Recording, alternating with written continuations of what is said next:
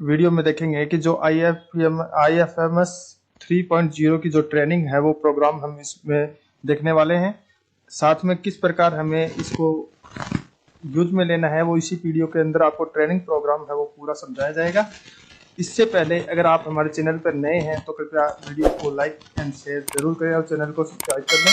देखिए, सबसे पहले आपको गूगल के अंदर आना है और गूगल के अंदर IFMS 3.0 ये सर्च कर लेना है। इसके पश्चात आपको यहाँ IFMS 3.0 जो दिख रहा है इस पर आपको क्लिक करना है।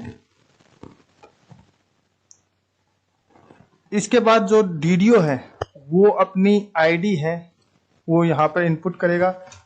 DDO की ID है वो यहाँ पर इनपुट होने के पश्चात आपको सभी जो ऐप है वो राजस्थान गवर्नमेंट के SSO के जो ऐप है वो दिखाई देंगे। ऐप में एक ऐप आएगा IFMS 3.0, उसको आपको सिलेक्ट करना है। तो चलिए आगे हम ट्रेनिंग है इसको किस प्रकार यूज करना है ये देख लेते हैं। करना है जैसे सिंगल साइन ऑन भी बोलते हैं, और वहां से आपको सिस्टम में एंटर करने के लिए अपनी यूजर आईडी और पासवर्ड को डालना है। इस तरह से आपके पास एक पेज आ जाएगा जहां पर 3 सेकंड्स के लिए वो एक वेलकम पेज होता है जहां पे आपको पता चलता है कि हाँ आपने लॉगिन कर लिया है। और उसके बाद आपके पास 2 टैब आपको स्क्रीन पर नजर आ रहे हैं। ये है, एक है एक्सेस वर्क स्पेस और दूसरा है एम्प्लॉय सेल्फ सर्विस। देखिए, एम्प्लॉय सेल्फ सर्विस आपको तब यूज में लाना है जब आप अपने लिए काम कर रहे हैं, लाइक अपनी पे स्लिप देखना चाह रहे हैं, अपनी सैलरी की डिटेल्स देखना चाह रहे हैं, अपना टैक्स कैलकुलेशन देखना चाह रहे हैं। और एक्सेस वर्क स्पेस आप तब क्लिक करेंगे जब आप किसी दूसरे एम्प्लॉय की एज एन HOD, HO या DDO के तौर पर जब आप किसी दूसरे एम्प्लॉय की रिक्वेस्ट को इनिशिएट कर रहे हैं या उन पर एक्शन ले रहे हैं। जब आप एक्सेस वर्क स्पेस पर क्लिक करेंगे तो इस तरह से आपको 2 बार नजर आते हैं। एक होता है स्पेस जहां पर आपको डेस्क नजर आ रहे हैं। ये सारे आपसे मैप जितने भी ऑफिसेज होंगे ये वो वाले होते हैं। ये डेस्क का मतलब होता है ये यहाँ पर आपका ऑफिस है। जैसे यहाँ पर आप देख पा रहे हैं डेस्क 3 है अपने पास, तो यहाँ पर आप स्टाफ और HO के तौर पर यहाँ पर काम कर रहे हैं, तो वो आपके रोल्स स्टाफ और HO दोनों आपको यहाँ पर आ जाएंगे। सेम ऐसे ही अगर आप किसी ऑफिस में एज HOD हैं या एडमिन हैं तो आपको इस तरह से रोल विजिबल होंगे।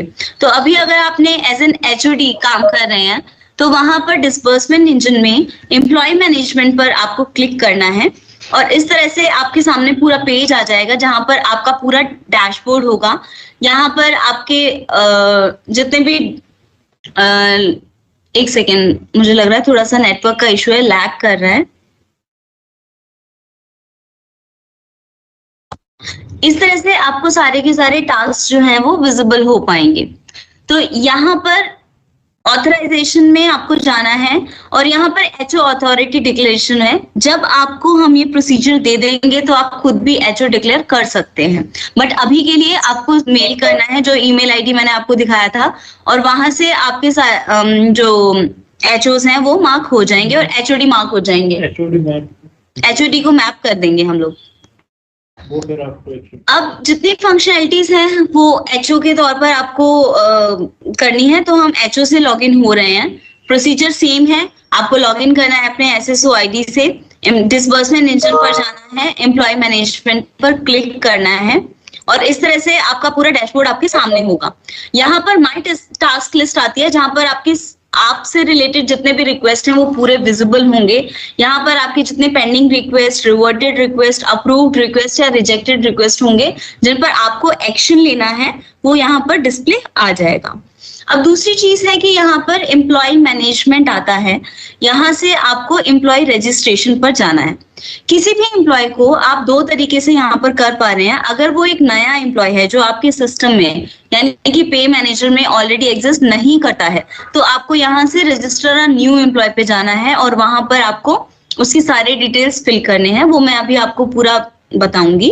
और अगर कोई एम्प्लॉय ऑलरेडी सर्विस में है, पे मैनेजर पर उसका पूरा डिटेल है, तो आपको यहाँ पर फेच एग्जिस्टिंग डिटेल पर क्लिक करना है। यहाँ पर पे माइनस पेंशन और फिक्स्ड पे 2 तरीके से आप उस एम्प्लॉय के डेटा को फेच कर सकते हैं, जो कि एम्प्लॉय ID, और अगर वो एक पेंशनर है तो PPO नंबर से आप उसकी डिटेल्स को फेच कर लेंगे, वो आपके सिस्टम में आ जाएगा। आपको और कोई कुछ करने की जरूरत नहीं है। अगर एक नया एम्प्लॉय है जिसे आपको रजिस्टर करना है तो आपको रजिस्टर न्यू एम्प्लॉय के बटन पर क्लिक करना है।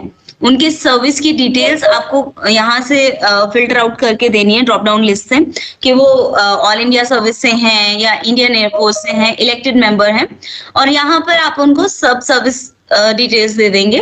प्रोसीड करेंगे तो आपके पास एक फॉर्म खुल जाएगा। वो फॉर्म होगा जहां पर आपके पास 6 टैब्स आपको नजर आ रहे हैं, जहां पर फर्स्ट टैब है personal details, employee service, address, family details and nomination, bank details and pay entitlement.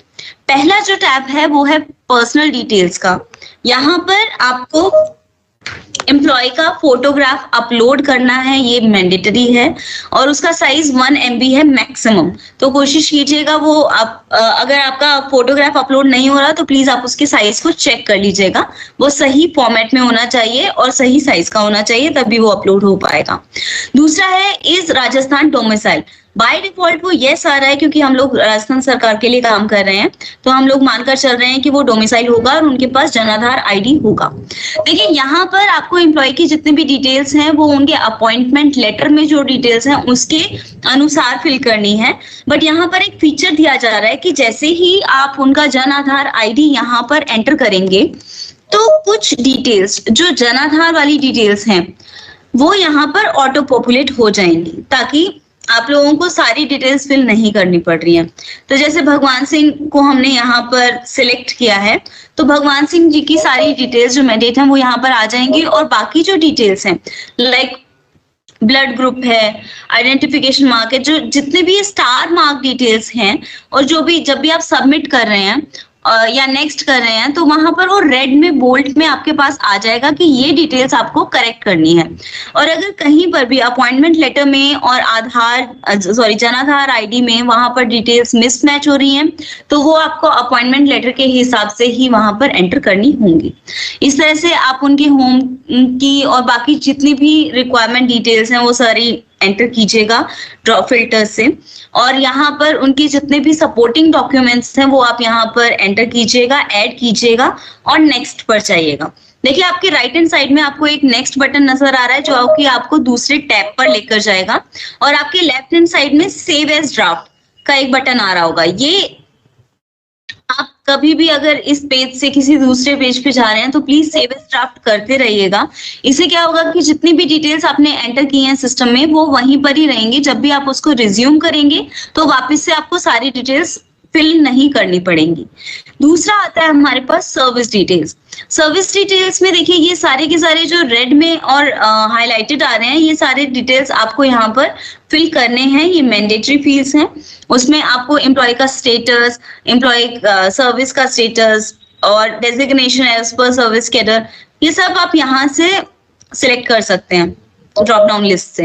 ये सब मैंडेट हैं। वहां पर आपको अपॉइंटमेंट ऑर्डर की डिटेल्स, डेट, उनका सर्विस कोटा, उनका ज्वाइनिंग डिटेल्स, जो कि सारी डिटेल्स ज्वाइनिंग लेटर में, अपॉइंटमेंट लेटर में होती हैं, ये सभी आपको यहाँ पर फिल करनी है।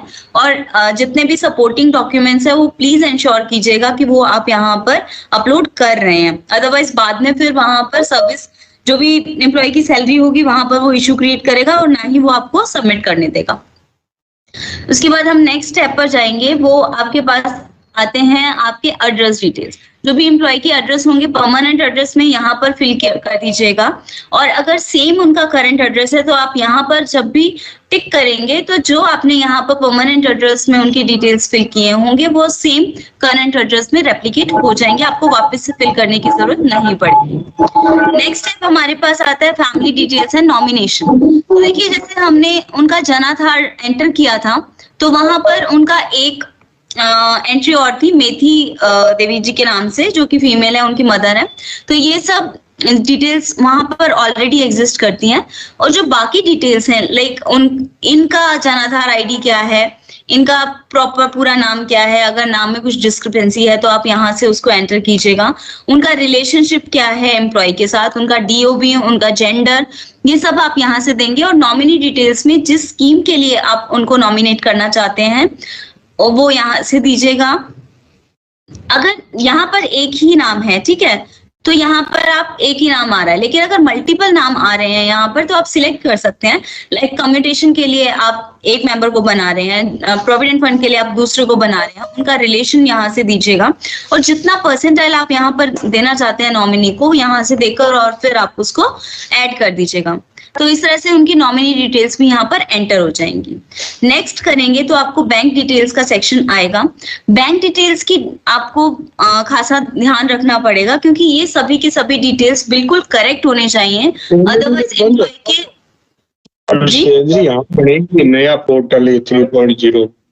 सर प्लीज आप अपने माइक्स को म्यूट कर लीजिए। बैंक डिटेल्स जब आप एंटर करेंगे, क्योंकि जो भी एम्प्लॉय की सैलरी होगी वो यहीं पर ही डिस्बर्स होगी, तो प्लीज इस टैब का और वेरीफाई कीजिएगा। उसके बाद आपको नेक्स्ट करना है और ये पे एंटाइटलमेंट्स का लास्ट टैब है जो आपको एंटर करना है। यहाँ पर आप उनके पे कमीशन की डिटेल्स, उनकी पे स्केल, उनके डीएनएस अलाउंस, बेसिक सैलरी और ये सभी डिटेल्स देंगे। उसके बाद जब आप यहाँ पर कंसेंट फॉर्म पर टिक करेंगे कि हाँ जो भी मैं इंफॉर्मेशन दे रहा हूँ वो मेरे हिसाब से ठीक है, तो यहाँ पर आपको सबमिट बटन जो है वो इनेबल हो जाएगा, आप उसको सबमिट कीजिएगा और उसके बाद आपको एक सक्सेस मैसेज आ जाएगा कि ये एम्प्लॉय जो है वो आपके रजिस्टर हो चुके हैं।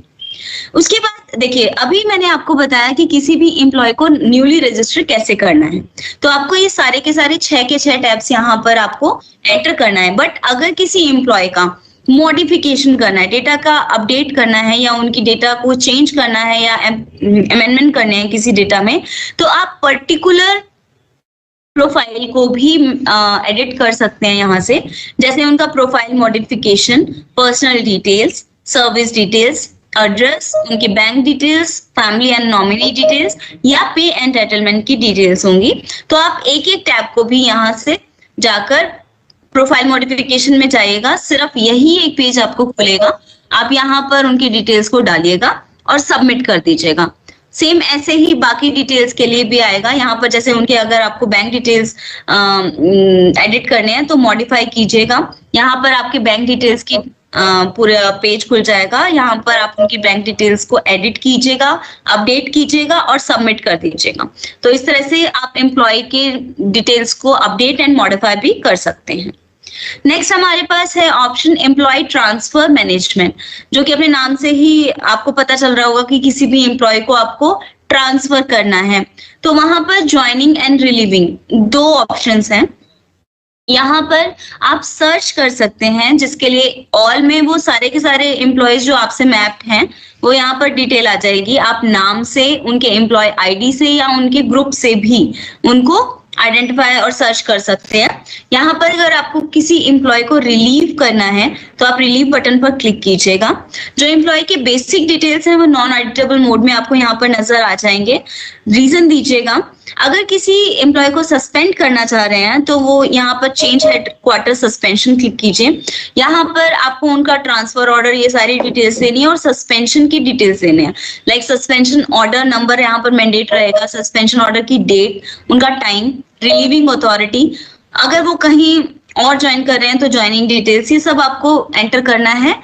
उसके बाद जितने भी डॉक्यूमेंट्स यहाँ पर मैंडेटरी रहेंगे, लाइक नो ड्यूज सर्टिफिकेट है या रिलीविंग ऑर्डर सैंक्शन है या रिलीविंग ऑर्डर डिटेल्स हैं, रिटायरमेंट डिटेल्स हैं, ये सारे आपको जो भी पर्टिकुलर डॉक्यूमेंट्स चाहिए रहेंगे वो एंटर कीजिएगा, उनको अपलोड कीजिएगा और सबमिट बटन पर आपको क्लिक करना है, तो वो एम्प्लॉय यहाँ से रिलीव हो जाएंगे। सेम अगर आपको किसी एम्प्लॉय को ज्वाइन करवाना है तो आप ज्वाइनिंग पर क्लिक कीजिएगा, यहाँ से इनिशिएट का बटन क्लिक कीजिएगा। सेम आपके पास बेसिक डिटेल्स उस एम्प्लॉय के यहाँ पर नॉन एडिटेबल मोड में आपको दिखेंगे। रिवर्ट टू ट्रांसफर अथॉरिटी कीजिएगा, यस करते हैं तो यहाँ पर वो आपको रीजन मांगेगा, यहाँ पर आप उनके रीजन को टाइप कीजिएगा। उनकी ज्वाइनिंग डेजिग्नेशन वगैरह ये सब ज्वाइनिंग अपॉइंटमेंट लेटर से आपको मिल जाएगा। और उसके बाद उनके जितने भी पे एंटाइटलमेंट्स है जो आपको ऑलरेडी यहाँ पर विजिबल हो रहे हैं, उनका ग्रुप का नाम डालिएगा कि यहाँ पर आप इस ग्रुप में उनको ज्वाइन करवा रहे हैं। डॉक्यूमेंट्स ऐड कीजिएगा और सबमिट कर दीजिएगा। तो वो आपसे सिस्टम जो है वो कंफर्म मांगेगा कि आप इस एम्प्लॉय को ऐड करवाना चाह रहे हैं, तो आप यस कीजिएगा। तो एक सक्सेसफुल एप्लीकेशन नंबर आपके पास यहाँ पर जनरेट होगा। किसी भी एप्लीकेशन या रिक्वेस्ट को आप ट्रैक कर सकते हैं इस आईडी के नंबर से। तो आप ये प्लीज आईडी उस पर्टिकुलर एम्प्लॉय के लिए ध्यान में रखिएगा। Allow device to connect. देखिए अभी तक हम लोगों ने जितने भी देखे हैं, एम्प्लॉय मैनेजमेंट में आप एम्प्लॉय को रजिस्टर करवा रहे हैं, एम्प्लॉय को ट्रांसफर करवा रहे हैं या उसका डेटा मॉडिफाई करवा रहे हैं, इन सब के बाद एक काम आपको करना है, वो है employee verification. And it is a very very very important step, क्योंकि पूरा डेटा 2.0 से 3.0 में माइग्रेट हो रहा है। तो वेरिफिकेशन आपको हर हालत में करना ही है, अदरवाइज वो एम्प्लॉय आपके सिस्टम में नहीं आ पाएंगे वेरीफाई होकर और उनकी सैलरी नहीं बनेगी। और ये 1 by 1 प्रोसेस है, ये बल्क में नहीं जाएगा। जितने एम्प्लॉयज आपसे मैप हैं, आपको एक एक करके उनके डेटा को वेरीफाई करना है। तो आप इस तरह से एम्प्लॉय वेरिफिकेशन पर जब जाएंगे तो आपके सामने एम्प्लॉयज की लिस्ट, जहां पर उनका एम्प्लॉय कोड, एम्प्लॉय का नाम, उनका PRAN number, designation, group number, DOB वगैरह, ये सारी डिटेल्स जो है बेसिक डिटेल्स वो आ जाएंगी। आप वेरीफाई क्लिक कीजिएगा तो इस तरह से आपके पास पेज खुल जाएगा, जिसमें एम्प्लॉय की सारी डिटेल्स जो आपने अभी तक एंटर की हैं या माइग्रेट होकर आई हैं, तो उनमें उनका personal detail, service details, bank details, पे एंटाइटलमेंट, ये सारी डिटेल्स यहाँ पर आएंगी। अब आपको यहाँ पर 2 डिटेल्स नजर आ रही होंगी। फील्ड नेम, जहां पर उनका वो क्या फील्ड है, एज माइग्रेटेड फ्रॉम IFMS 2.0, मतलब ये माइग्रेटेड डेटा है, और टू बी अपडेटेड, मतलब ये यहाँ पर 3.0 में जो डेटा आया है। देखिए यहाँ पर आपको 2 टाइप से फील्ड्स नजर आ रही हैं। एक है ग्रे चेक में, जो कि नॉन एडिटेबल फील्ड्स है, और जो ब्लू टिक है ये आप एडिट कर सकते हैं। तो ये सारी की सारी डिटेल्स आपको मैंडेटरीली काम करना ही है। और उसके बाद जब आप ये सारी चेक कर लेंगे, डिटेल्स थॉरोली वेरीफाई कर लेंगे, तो यहाँ पर एंड में आपके पास 2 ऑप्शंस आते हैं। अगर आपको लगता है कि सारी डिटेल्स वेरीफाइड हैं और बिल्कुल ठीक है, तो आप सबमिट बटन पर क्लिक कर दीजिएगा। और अगर आपको लगता है कि वेरिफिकेशन में कोई गड़बड़ है या डेटा नहीं आया है या आपके थ्रू वो अपडेट नहीं हो पा रहा है, तो raise a request DTA button पर क्लिक कीजिएगा। तो ये रिक्वेस्ट जो है वहां पर आप रिमार्क डालिएगा और सबमिट कीजिएगा। तो उससे क्या होगा कि ये डिटेल्स जो है वो DTA के पास आ जाएगी और वो ऑफिशियल्स जो भी इस पर एक्शन रिक्वायर्ड होगा वो लेंगे और आपकी डिटेल्स को अपडेट कर देंगे। नेक्स्ट हमारे पास आता है ग्रुप मैनेजमेंट। सर प्लीज आप अपने माइक्स को ऑफ कर लीजिए, क्योंकि ये बहुत कंफ्यूजन क्रिएट कर रहा है। मैं सुन पा रही हूँ, आप लोग शायद सुन भी नहीं पा रहे हैं।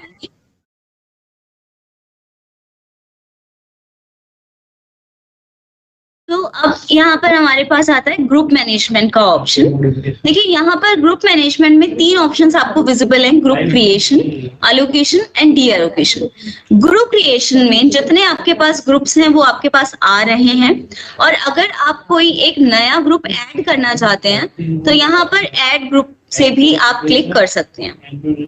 ठीक है। अच्छा, एम्प्लॉय वेरिफिकेशन में मैं आपको एक चीज और बताना चाहती हूँ कि जब हम एम्प्लॉय वेरीफाई कर रहे हैं तो वहां पर जितने भी एम्प्लॉयज वेरीफाइड होते जाएंगे ना, तो वो वहां पर आपको इस तरह से नजर आएंगे ग्रीन में। तो आपको पता चल जाएगा कि ये एम्प्लॉय हमारा वेरीफाई हो चुका है, और जितने एम्प्लॉयज वेरीफाई नहीं हुए होंगे वो आपको इस तरह से ब्लू में मार्क आएंगे कि ये अभी आपको वेरीफाई करने हैं। ठीक है, तो वेरीफाई प्लीज आप अपने सभी एम्प्लॉयज को कर लीजिएगा, अदरवाइज सैलरी में प्रॉब्लम आएगा। नेक्स्ट अपने पास है ग्रुप मैनेजमेंट। तो ग्रुप क्रिएशन में हम लोग ऐड ग्रुप करेंगे। वहां पर 2 टाइप से आप अपने ग्रुप को ऐड कर सकते हैं, non sharing based and sharing based. Non sharing based में जाइएगा, वहां पर BFC टाइप सेलेक्ट कीजिएगा, ग्रुप का नाम वहां पर एंटर कीजिएगा, बजट हेड सिलेक्ट कीजिएगा कि किस बजट के साथ आप यहाँ पर करना चाहते हैं और सबमिट कर दीजिएगा। तो सिस्टम आपसे वापस से कंफर्मेशन मांगेगा, आप उसको यस करेंगे तो आपका यहाँ पर ग्रुप जो है वो ऐड हो जाएगा। जैसे अभी हम लोगों ने एक ग्रुप ऐड किया था, तो इस तरह से यहाँ पर ये विजिबल हो जाएगा आपको और वो एक्टिव है। ठीक है, तो किसी भी यहाँ पर जो नंबर ऑफ अलोकेटेड एम्प्लॉयज आ रहे हैं वो आपको दिखाते हैं कि इस एक पर्टिकुलर ग्रुप में कितने एम्प्लॉयज जो है वो एडेड हैं। अभी यहाँ पर आपको 0 नजर आ रहा है क्योंकि हमने अभी एक ग्रुप क्रिएट किया है, यहाँ पर एक भी एम्प्लॉय जो है वो अलोकेट नहीं है। अब मैं आपको दिखाती हूँ डी एलोकेशन का प्रोसेस। तो देखिए यहाँ पर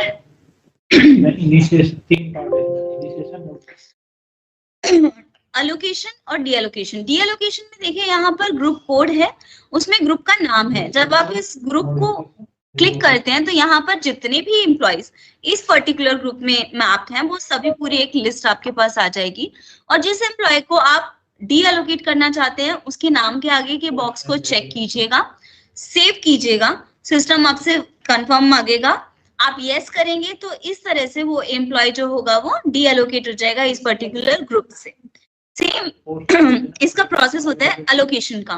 तो यहाँ पर आप किसी भी एम्प्लॉय को किसी पर्टिकुलर ग्रुप से मैप कर सकते हैं। तो यहाँ पर आपको ग्रुप सिलेक्ट करना है और टिक करना है उसके नाम के आगे जो चेक बॉक्स है वहां पर। सेव करेंगे तो वो एम्प्लॉय जो होंगे वो उस ग्रुप में अलोकेट हो जाएंगे, वो आपको वहां पर विजिबल होना स्टार्ट हो जाएगा।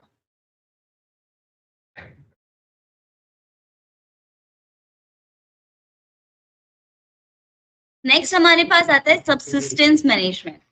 सबसिस्टेंस मैनेजमेंट में देखिए जितने भी एम्प्लॉयज हैं जो सस्पेंड हो जाते हैं तो उनके अलाउंस में जितने भी चेंज करने हैं वो हम यहाँ से कर सकते हैं। सबसिस्टेंस अलाउंस इनिशिएशन में आप उस प्रोसेस को इनिशिएट कर पाएंगे। अगर आप सर्च करना चाहते हैं तो यहाँ पर ऑल नेम एम्प्लॉय आईडी और ग्रुप से आप उसको सर्च कर सकते हैं। यहाँ पर कीवर्ड एंट्री से भी आप उनको सर्च कर पाएंगे।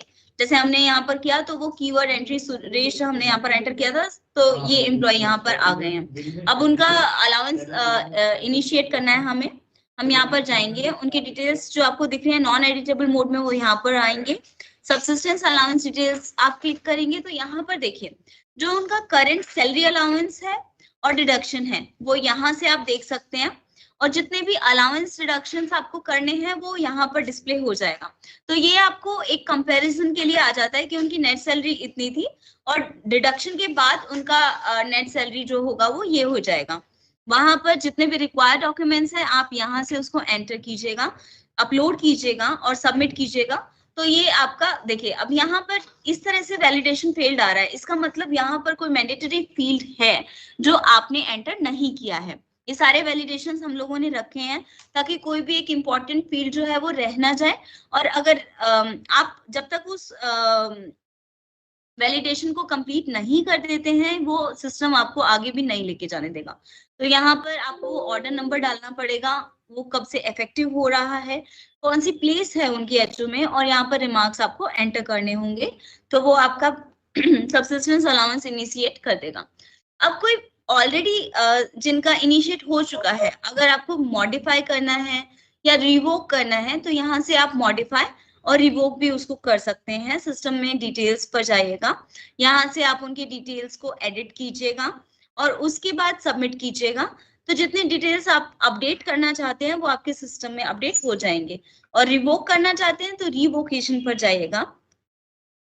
यहाँ से ये उनके लिए होता है लाइक कोर्ट ने ऑर्डर दे दिया है कि इनका जो सस्पेंशन था उसे रद्द किया जाए तो वो रिवोक ऑर्डर आपको यहाँ पर पूरे डिटेल्स उसके एंटर करने हैं। लाइक रिवोक ऑर्डर डालना है, उनका सैंक्शन डेट डालना है, पर्पस ऑफ सैंक्शन डालना है और वो कब से इफेक्टिव था, और उसके बाद डिसीजन डालना है कि किस ऑर्डर की वजह से उनका रिवोक हो रहा है ये।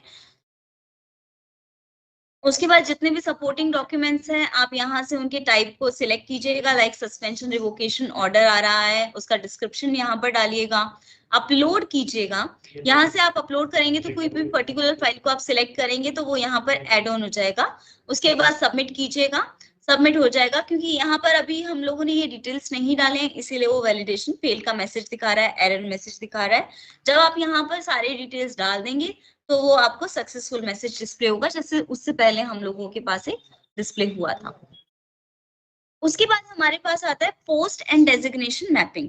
देखिए ये होता है कि हमारे पास कोई भी एम्प्लॉय है, उनका पोस्ट और डेजिग्नेशन अवेलेबिलिटी हम यहाँ से चेक कर सकते हैं। फॉर एग्जाम्पल जैसे जिस SSO ID से मैंने लॉग इन किया है तो उनके पास जो टोटल पोस्ट है ऑफिस में 252 हैं। तो ये सारे के सारे पोस्ट मुझे यहाँ पर राइट हैंड साइड में नजर आ रहे हैं।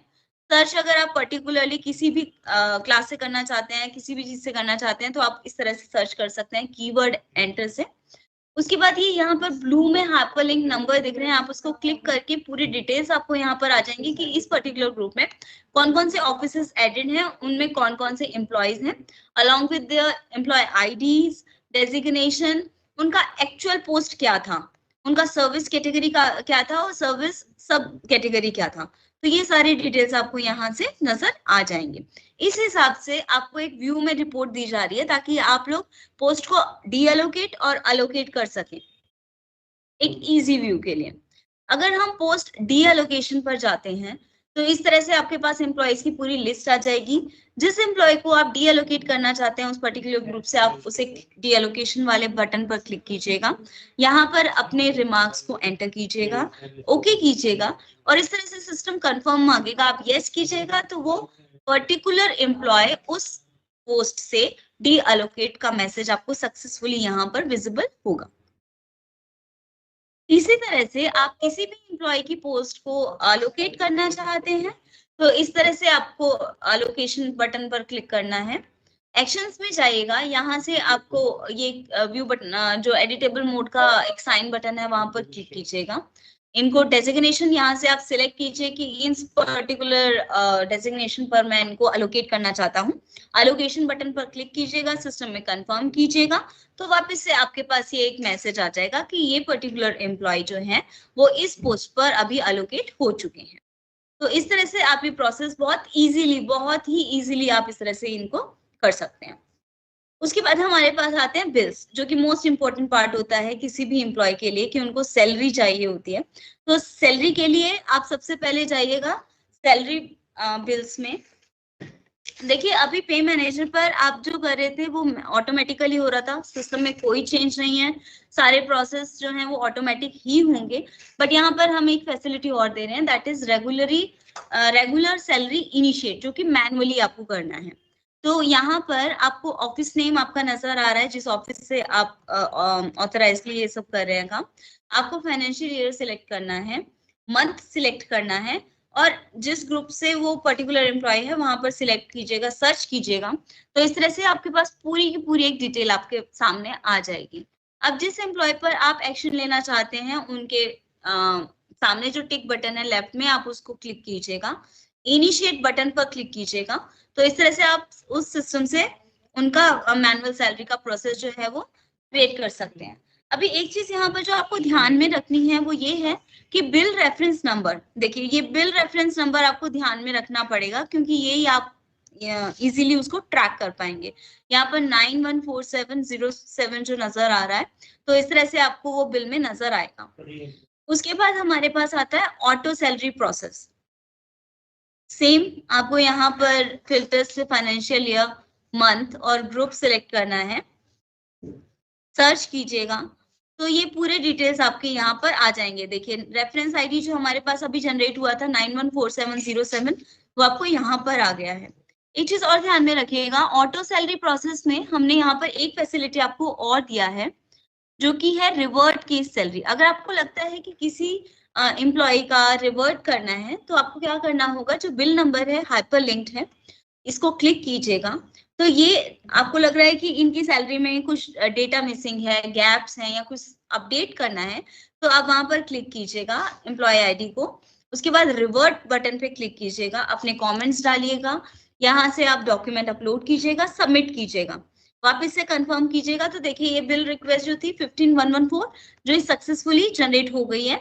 और यहाँ पर आपको जो है रिवर्ट केसेस में वो डेटा पूरा यहाँ पर नजर आएगा जब यहाँ पर आप फाइनेंशियल ईयर, मंथ और ग्रुप को सिलेक्ट करेंगे।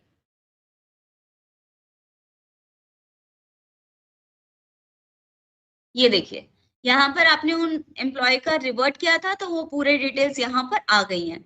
अब आपने उस एम्प्लॉय की डिटेल्स को अपडेट कर लिया है, ये रिपोर्ट से आप आई आइकन है यहाँ से देख सकते हैं कि जो भी डिटेल्स थी अब वो ठीक आ रही है या नहीं।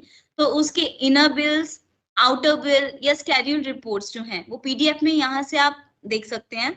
ऑप्शंस दिए हुए हैं प्रिंट और डाउनलोड के आपके इजी एक्सेस के लिए, तो आप उस तरह से उन पे काम कर सकते हैं। अब आपने क्या किया कि जितने भी गैप्स थे उनको नलिफाई कर दिया है, अपडेट कर दिया है सिस्टम में, तो वापस से इनका सैलरी प्रोसेस आपको इनिशिएट करना है। तो आप यहाँ पर टिक कीजिएगा और रीजनरेट कर दीजिएगा। तो जैसे ही आप रीजनरेट करेंगे, देखिए यहाँ पर आपको ऑटो प्रोसेस सैलरी में आ जाएगा, आप उसको टिक कीजिएगा, प्रोसेस कर दीजिएगा। जैसे ही प्रोसेस करेंगे तो ये इनका भी ऑटो सैलरी प्रोसेस में आ जाएगा। उसके बाद यहाँ पर बिल स्टेटस है अपने पास, जहां पर ये व्यू रिपोर्ट है। यहाँ से आप इजीली डेट वाइज और रेफरेंस नंबर वाइज किसी भी एम्प्लॉय का, ग्रुप का डिटेल्स जो है वो यहाँ से चेक कर सकते हैं एज अ रिपोर्ट, ताकि आपको स्टेटस इजीली अवेलेबल हो जाए। तो देखिए जैसे ये बिल नंबर के साथ हमारे पास यहाँ पर पूरा का पूरा रेफरेंस नंबर उनका आया हुआ है, उनका bill number, office name, group name, DDO code, bill type, budget date, ये सारे डिटेल्स आपको यहाँ पर दिखेंगे। आप व्यू आइकन पर क्लिक कीजिएगा। जैसे ही आप क्लिक करेंगे पीडीएफ के फॉर्म में आपको inner bill, outer bill, schedule सारे यहाँ से नजर आ जाएंगे। आप उसको प्रिंट कर सकते हैं, डाउनलोड भी कर सकते हैं, जिस तरह से आपको काम करना है इजी एक्सेस के लिए। नेक्स्ट अपने पास आता है MIS रिपोर्ट्स। MIS रिपोर्ट्स में हमारे पास होते हैं, एक है सैलरी स्लिप, जहां पर एम्प्लॉय अपने सैलरी स्लिप्स इजीली व्यू कर सकता है। तो आप व्यू पर क्लिक कीजिएगा, यहाँ से ईयर और मंथ आपको सिलेक्ट करना है, सबमिट कीजिएगा। तो यहाँ पर आपके पास PDF में आपका सैलरी स्लिप आ जाएगा, जिसे आप प्रिंट और डाउनलोड भी कर सकते हैं अपने रेफरेंस के लिए। और दूसरा यहाँ पर ऑप्शन दिया है GF55 का, तो यहाँ से आप अपने GF55 को ईयर सिलेक्ट करने के बाद व्यू कर सकते हैं। बहुत ही इजी ऑप्शंस हैं, आप इस पर प्लीज एक बार हैंड्स ऑन कीजिए। कहीं पर भी आप अटकते हैं तो अभी 1-2 दिन में हम लोग यूजर मैनुअल्स भी दे रहे हैं आपको, जो कि साइट पर ही डाउनलोड्स में अपलोड कर देंगे। तो अगर कहीं पर भी आपको प्रॉब्लम आती है, हम लोगों ने बहुत अच्छे यूजर मैनुअल्स बनाए हैं, बहुत इजीली आपको समझ में आ जाएगा। और अगर कहीं पर भी कोई प्रॉब्लम आता है तो प्लीज आप अपने क्वेरीज रेज कर सकते हैं। हम इस वाले ईमेल आईडी पर आप अपने क्वेरीज भेज भी सकते हैं। और अगर अभी आपको इस सिस्टम में कोई क्वेरीज हैं तो प्लीज आप अपने क्वेश्चंस को पूछ लीजिए। We are open for your questions. एक प्रोसेस मैं और बता देती हूँ, उसके बाद प्लीज आप अपने क्वेरीज पूछ लीजिएगा। हमारे पास एक लास्ट सेक्शन है सैलरी सैंक्शन का। प्लीज आप लोग अपने माइक्स को 5 मिनट और म्यूट पे रख लीजिए, फिर आप क्वेश्चंस पूछ लीजिएगा। देखिए यहाँ पर सैलरी सैंक्शन में हम लोग अलाउंस प्रोवाइड करवाना और डिडक्शन करवाना दो तरीके से रखा है हमने। अलाउंस सैंक्शंस इंडिविजुअली भी आप प्रोवाइड करवा सकते हैं और बल्क में भी प्रोवाइड करवा सकते हैं। तो पहले मैं आपको इंडिविजुअल में कैसे आप अलाउंस सैंक्शन दे सकते हैं वो बता देती हूँ। यहाँ पर आप अलाउंस सैंक्शन इंडिविजुअल पे क्लिक कीजिएगा। जिस एम्प्लॉय के लिए आपको अलाउंस देना है वहां पर आप उसके सामने इनिशिएट का बटन है, उसे क्लिक कीजिएगा। एम्प्लॉय की बेसिक डिटेल्स आपको यहाँ पर नजर आएंगे। उसके बाद आप जो भी अलाउंस उनको देना चाहते हैं, लाइक DNS अलाउंस आपने दिया, वो टिक कीजिएगा, ऐड अलाउंस कीजिएगा। यहाँ पर आपको रिकरिंग एंड नॉन रिकरिंग दो तरीके से आप उनको अलाउंस प्रोवाइड करवा सकते हैं। रिकरिंग का मतलब होता है कंटिन्यूअसली मंथली बेसिस पर उनको वो मिलेगा, हर महीने उनको वो अलाउंस मिलेगा। और नॉन रिकरिंग का मतलब होता है किसी एक महीने के लिए, एक पर्टिकुलर टाइम के लिए आप उनको वो अलाउंस देना चाहते हैं। तो आप यहाँ से उनकी इफेक्टिव मंथली सैलरी में सिलेक्ट कीजिएगा कि आप उसको पर्टिकुलरली किस मंथ की सैलरी में वो अलाउंस देना चाहते हैं। इफेक्टिव डेट, अलाउंस का नाम क्या होगा आप यहाँ से सिलेक्ट कर सकते हैं, उसका कैटेगरी और किस ऑर्डर के आधार पर आप उनको ये अलाउंस दे रहे हैं। आप वो ऑर्डर नंबर यहाँ लिखिएगा, ऑर्डर डेट यहाँ पर कीजिएगा, ऐड कीजिएगा और वो ऑर्डर आपको यहाँ पर अपलोड भी करना होगा।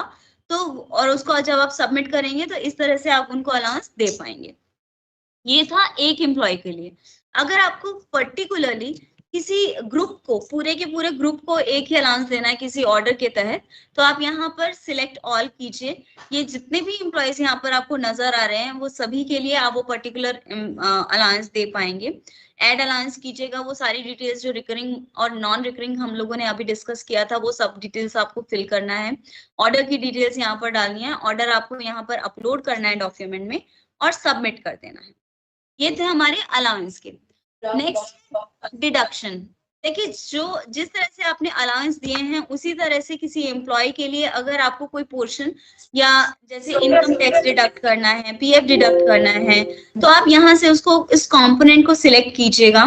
एड डिडक्शन में पूरे details same recurring and non recurring details आपको सिलेक्ट करने हैं, वहां पर उनकी डिटेल्स डालने हैं, ऑर्डर नंबर यहाँ से आपको एड ऑन करना है, वो अपलोड करना है और सबमिट करना है, तो वो इंडिविजुअली डिडक्शन वहां से हो जाएगा। और बल्क में जब आप एक ही साथ पर पूरे के पूरे ग्रुप के लिए करना चाह रहे हैं तो वो आपको यहाँ से सिलेक्ट करना है और वो सेम प्रोसेस से आप उसके उनके डिडक्शंस को यहाँ से इनिशिएट कर सकते हैं। तो ये हमारा IFMS 3.0 जो हम लोगों ने नया जनरेट किया है, मैंने कोशिश की है कि आपको पूरा क्लैरिफाई कर पाऊं। बहुत ही इजी है, आप प्लीज हैंड्स ऑन कीजिए इस पर, और कहीं पर भी कोई समस्या आती है तो आप हमें बता सकते हैं। HOD मैपिंग के लिए आप प्लीज इस ID पर अपने डिटेल्स भेज दीजिएगा, और जो HOs हैं वो अपने HODs को प्लीज कांटेक्ट कीजिए अगर वहां पर कोई HO मैपिंग में कोई प्रॉब्लम आ रही है तो। अभी हम लोग ओपन है, आपकी कुछ क्वेरीज हैं रिलेटेड टू दिस प्रोसेस, आप प्लीज पूछ सकते हैं। एक्सक्यूज मी मैम जी, हम राजस्थान भवन से बोल रहे हैं, तो हमें ये पूछना था कि हमें HO के राइट्स लेने के लिए GAD से कांटेक्ट करना है या TO दिल्ली से कांटेक्ट करना है?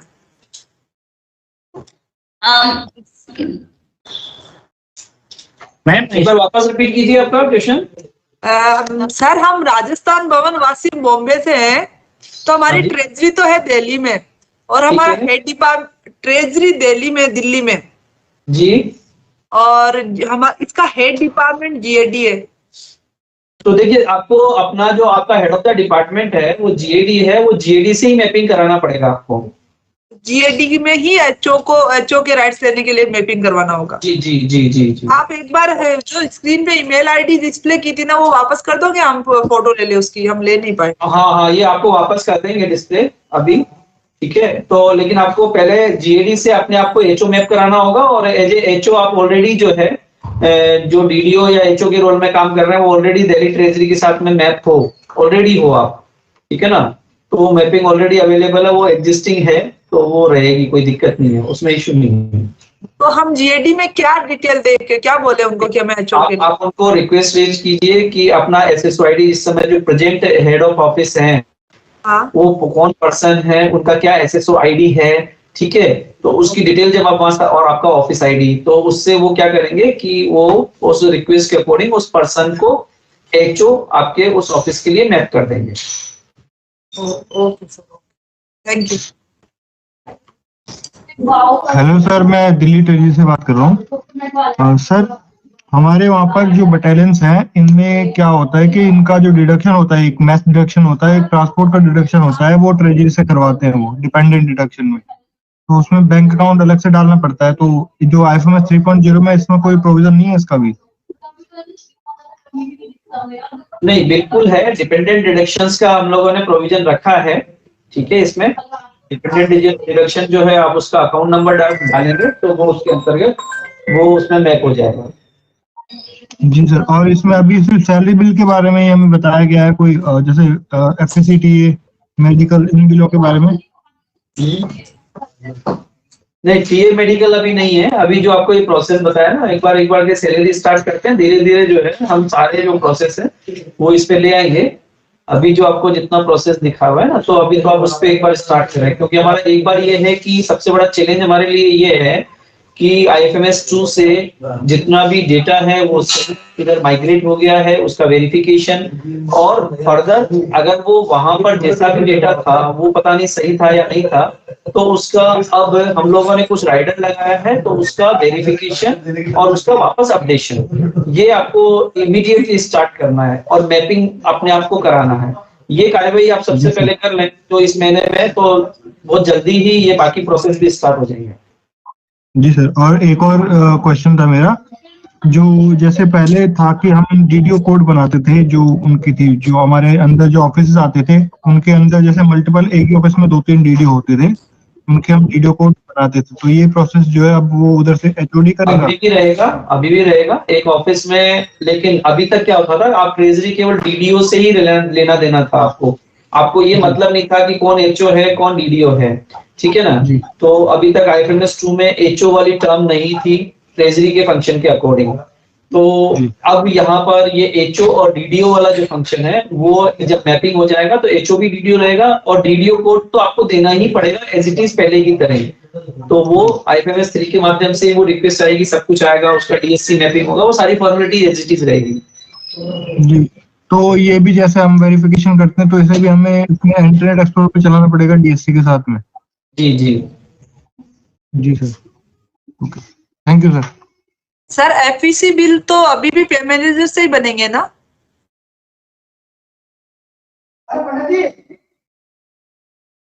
हेलो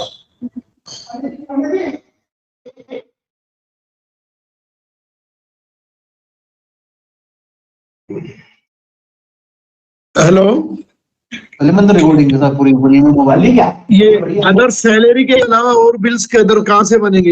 ये IFMS 2.0 पे? हेलो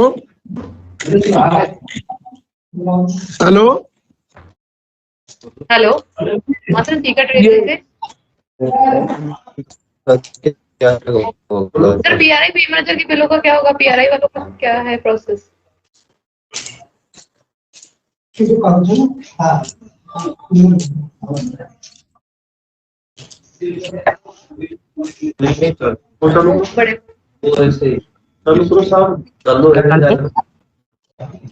हेलो, तो अपने क्वेश्चन प्लीज बता दीजिए। स्पीकर से बोल रहा हूँ मैम, आवाज आ रही है क्या?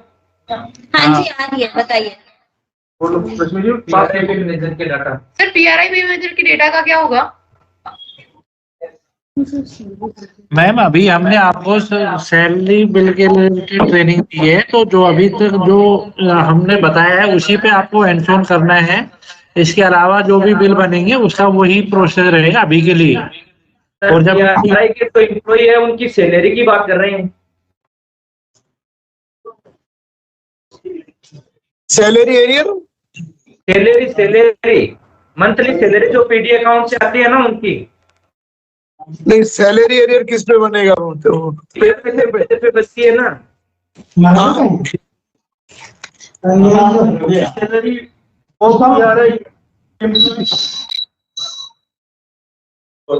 स्कूल में तो काम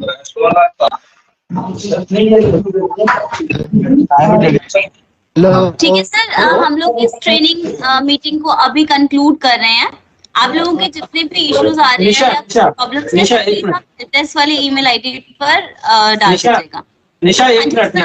हाँ ठीक है। आप लोगों के कुछ बीच में मेरा कोई वो आ गया था, तो यहाँ मैं बताऊं आप लोगों का एक क्वेश्चन आया था कि PRI पे मैनेजर का अभी क्या होगा, FEC का क्या होगा। तो देखिए अभी वो फंक्शन हम लोगों ने IFMS 3 में स्टार्ट नहीं किया है। जितना अभी आपको यहाँ पर डिस्प्ले किया गया है, जितना प्रेजेंटेशन में दिया गया है वही अभी, ठीक है। बाकी प्रोसेस अभी एज इट इज चलते रहेंगे जैसे पहले चल रहे थे। वो अभी तो सैलरी पीछे और बाकी धीरे धीरे होगा। चलो बात कब से चालू सैलरी के अलावा सभी फंक्शन की बाकी चालू रहेंगे क्या? अजी सैलरी के अलावा जो बाकी फंक्शन थे वो पे मैनेजर पर एज इट इज चालू रहेंगे? चालू रहेंगे अभी। सैलरी है IFMS 3.0 पर। हाँ अभी यार हैक करो, कुछ भी करो ना करो